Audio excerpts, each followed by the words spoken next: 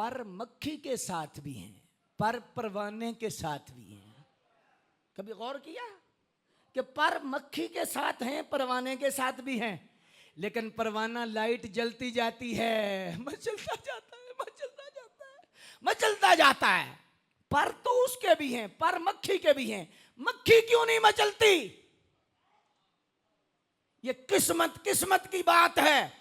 मक्खी शाने रिसालत आए तो उसे पता नहीं चलता, और जिस तरह परवाना शमा पे मचलता है, रसूल का दीवाना जिक्र रसूल पे मचलता है। इधर परवाना है, इधर दीवाना है।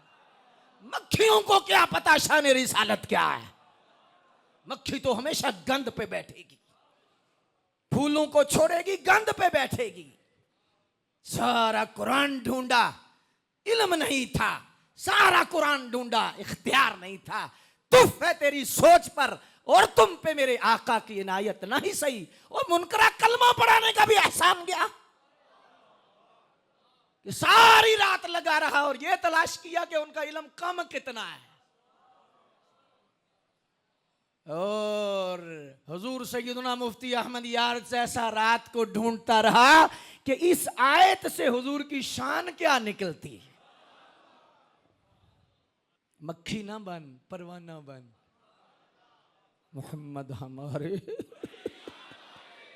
मोहम्मद हमारे, मोहम्मद हमारे।